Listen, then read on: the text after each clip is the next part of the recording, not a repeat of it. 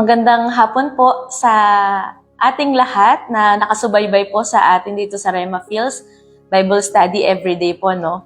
So, Happy New Year po! Kumusta po ang bawat isa? Nandito po tayo ngayon sa topic po natin na The Cost of Following Jesus, Nobody Talks. Ready ko po, The Cost of Following Jesus, Nobody Talks. Dito po sa Luke chapter 9 verse 23, ang sabi po, "And he said to them all, If any man will come after me, let him deny himself and take up his cross daily and follow me." Ang pagsunod po natin sa Diyos ay masasabi natin na talagang blessing sa buhay. Amen po. At tama lahat ng perspective natin sa pagsunod natin sa Panginoong Jesus. Pero gaya nga po ng pinag-aaralan natin ngayon, following Jesus will cost you something. Ang Panginoong Jesus po, nung unang panahon na pumipili siya ng kanyang mga disipulo at tagasunod, hindi niya itinago sa kanila ang kanyang mga pagdaraanan ng kanilang pagsunod sa Panginoon. Kagaya po ni Pedro, ni Andres, ni Santiago, ni Juan, noong sumunod po sila sa Diyos, iniwan nila ang madaming isda na nahuli nila. Imagine po, ano na lang ang sasabihin ng family nila. Amen po. Ganon din po sa Old Testament. Si Elisha po, nung tinawag ni Elijah, di po ba pinatay ang mga baka niya? Tapos ginawang panggatong yung kanyang pang-araro para wala na siyang babalikan. At nagpaalam po siya sa magulang. Alam niyo po mga kapatid, talagang ang pagsunod sa Diyos, masasabi nating dibdiban. It will cost you something. Sometimes, it will cost you. It will cost your everything. Ito yung hindi madalas pinag-uusapan. Bakit po? Kasi masyado pong madaming maaapektuhan. Pero kailangan malaman ng lahat ng tagasunod ng Panginoong Jesus yung mga bagay na dapat nating gawin sa pagsunod natin sa Panginoon. Sobrang timely nga po ng topic po natin kasi training season po ngayon at first day po ngayon ng training ng mga workers. Sa principles of discipleship, yung cross-bearing po, yung cross na tinutukoy ni Jesus ay hindi po comfort, kundi may cost talaga. Dadalhin mo ang cross na yan sa pagsunod mo sa Diyos. So, ulitin ko po ang topic po natin. Ito po, The Cost of Following Jesus, Nobody Talks.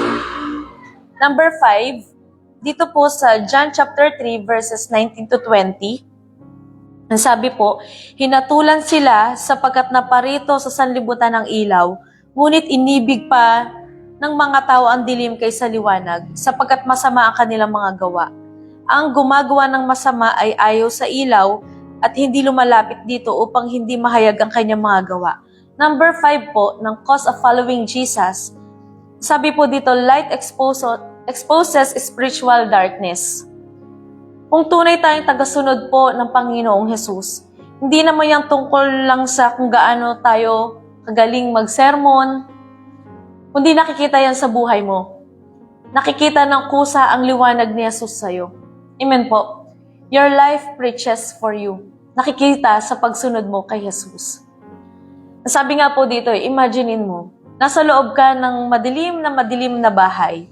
Then biglang nagbukas ang ilaw. Kapag nagbukas ang ilaw, everything will be visible. Amen po. Makikita mo ang dumi ng bahay. Makikita mo yung gulo, maraming kalat dahil sa liwanag. Sabi nga po dito, when Christ lives in you, light exposes spiritual darkness. Minsan, sa pagsunod mo sa Panginoon, nandun ang pagpuputya ng mga tao, pag-uusig, pagsubok, kasi gusto po ni Satanas, mamatay yung liwanag mo. Pero sabi nga po dito, don't turn off your light just to fit in.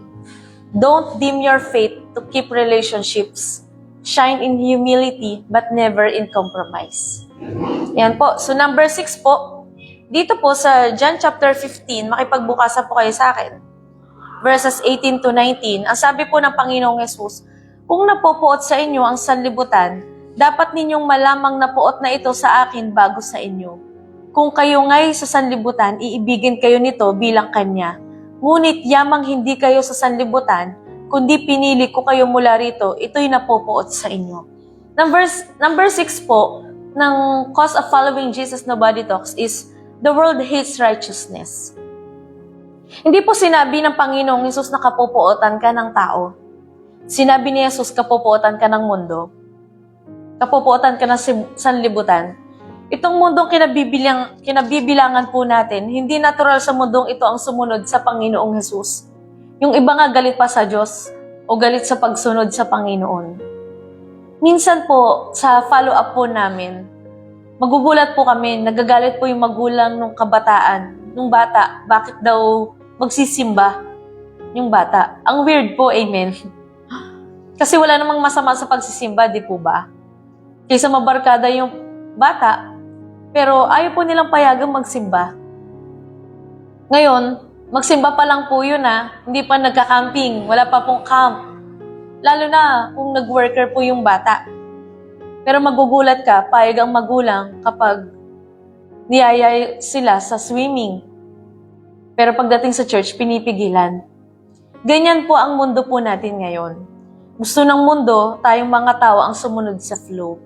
Pero alam niyo po, meron po isang kasabihan. Ang sabi niya dito, a dead fish floats downstream.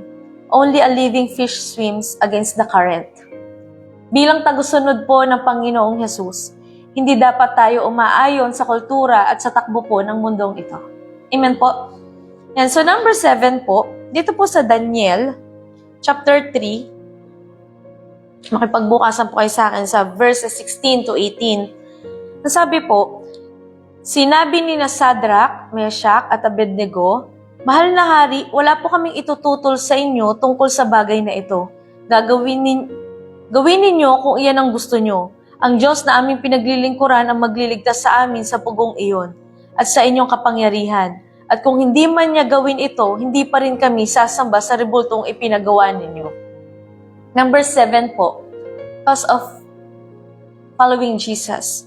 Refusing to compromise biblical values. Ito po yung time na ang mga tao po ay kailangang sumamba sa rebultong ginto. Pero pinanindigan ni na Meshach, Shadrach at Abednego ang kanilang pananampalataya. Kung ano yung kanilang pinaniniwalaan. Sabi nga po dito, they stood when everyone else bowed. Their faith was not based on the outcome, it was based on obedience. Kilala po nila at alam nila kung sino ang Diyos na dapat nilang sundin at paglingkuran. Kaya nanatili po silang nakatayo kahit alam nilang may parusa ito. Alam niyo po, ang mundo, ayaw nila ng biblical values. Kaya nga po, may mga tao na ayaw magbasa ng Bible, ayaw magsimba, kasi sasabihin nila, mahigpit kasi sa rema, mahigpit kasi sa church, ang higpit ng Bible, ang daming bawal. Amen po. Kaya ayokong sumunod sa Panginoong Hesus kasi mahirap. Alam niyo po mga kapatid, ito talaga ang cause of following Jesus. Sabi ni Lord, maluwag ang daan tungo sa kapahamakan, ngunit makipot ang daan tungo sa kaligtasan. Yes po, mahigpit ang Diyos. Pero yung higpit na yon ang magdadala sa'yo, ang mag-iingat sa'yo at magliligtas sa'yo. Amen po. One day, masasabi mo na lang, buti na lang sumunod ako sa Panginoon. Hindi sa sarili ko, hindi sa ibang tao, hindi sa nararamdaman ko. Amen po. So, nandito na po tayo sa number 8. Makipagbukasan po kayo sa akin sa Acts chapter 5 verse 29. Ngunit, sumagot si Pedro at ang ibang mga apostol, ang Diyos ang dapat naming sundin, hindi ang tao. Mga kapatid, minsan sa pagsunod po natin sa Diyos, bago ka sumunod, kailangan muna ng approval ng tao. Amen po. Kailangan muna ng approval ng pamilya po natin o ng kahit na sino man. Sabi po dito, following Jesus will really cause you misunderstanding. Naalala ko ang sabi ng Panginoong Hesus, na parito ako, sa pagpunta ko dito, magkakaaway-away yung mga pamilya. Alam niyo po, sa pagsunod natin sa Panginoon, hindi tayo maiintindihan ng mundo, hindi tayo maiintindihan ng pamilya natin. Nasabihin nila, makasarili ka. Sarili mo lang iniisip mo. Hindi kayo magkakaunawaan. Sabi dito, following Jesus will really cost you misunderstanding, will cost you criticism, will cost you losing opportunities, or even losing people around you. Maraming mga tao lalayuan ka dahil sa pagsunod mo sa Panginoon. But obedience to God never leads to regret. It will lead to reward. Alam niyo po, hindi po kalugihan ang maglingkod sa Panginoon, kundi isang malaking pakinabang sa bawat isa. The cost is real, but the reward is eternal. The cross is heavy, but the crown is worth it. Seryoso po ang Diyos sa pagsunod ng kanyang mga lingkod. Kaya ka dumaan sa mga testing na yan. Testing sa love life, testing sa family, testing sa pangarap, testing sa trabaho. Lahat ng testing na yan sa pagsunod sa Diyos, titingnan ng Diyos kung sino nga ba o ano nga ba ang mas mahalaga sa'yo. Sabi po dito, sa pagsunod natin sa Panginoon, sabi dito, mahihirapan ka talaga. Obedience to God over people. Kaya nga sabi dito sa Pedro, ang Diyos ang dapat naming sundin, hindi ang tao. Ang sumunod sa kalooban at pagkatawag po ng Diyos.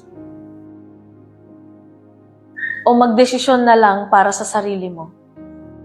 Ano po yung pipiliin natin? Ikaw, ano pipiliin mo? Alam niyo po, hindi ko po alam, pero alam mo kung ano yung sagot dyan. Ikaw lang makakasagot sa tanong na yan. Ang sumunod sa kalooban ng Diyos, ang sumunod sa pagkatawag ng Diyos, o sumunod sa sarili mong pangarap. Ito po ang cost of following Jesus. Mahirap, mahigpit, mabigat. Willing kang isacrifice ang lahat. Willing kang i-give up ang lahat. Ganito ang pagsunod sa Panginoon. Bakit kailangan natin gawin yung bagay na to? Bakit kailangan natin i-sacrifice lahat? Alam niyo po, habang pinag-aaralan ko to, sobra akong nabibless kasi may sagot din ng Lord sa akin. Bakit kailangan natin i-sacrifice at i-give up ang lahat? Kasi alam niyo po ang sagot, because Jesus is worth it. Jesus is worth giving up everything. Jesus is worth fighting for. Alam niyo po, sobrang halaga. Kapag sobrang mahal mo ang Diyos, kaya mong ibigay ang lahat sa Kanya. Amen po.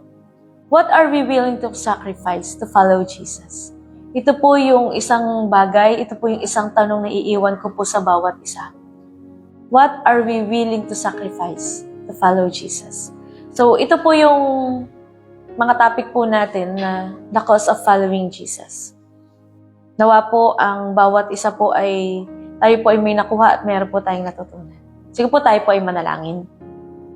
Ama, sa pangalan namin Panginoong Jesus, ina-appreciate po namin kayo sa mga oras na to. Salamat Lord dahil patuloy na kami ay tinuruan mo. Ano ang halaga ng pagsunod sa'yo? Marami kami kailangan i-sacrifice, i-surrender, i-give up, Panginoon. May mga bagay na hindi talaga namin kaya, Panginoon. Pero dahilan sa lakas at tulong mo, Panginoon, magagawa namin ang lahat ng bagay. Salamat po, O Diyos, sa kabutihan mo. Ang dalangin namin, Panginoon, na sa pagsunod po namin sa iyo, O Diyos. Lord, may isurrender namin ng buong-buo ang sarili namin sa iyo.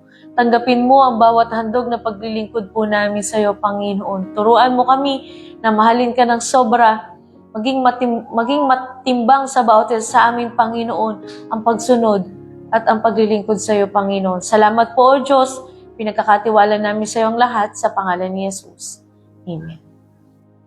Magandang hapon po sa bawat isa. Happy New Year po!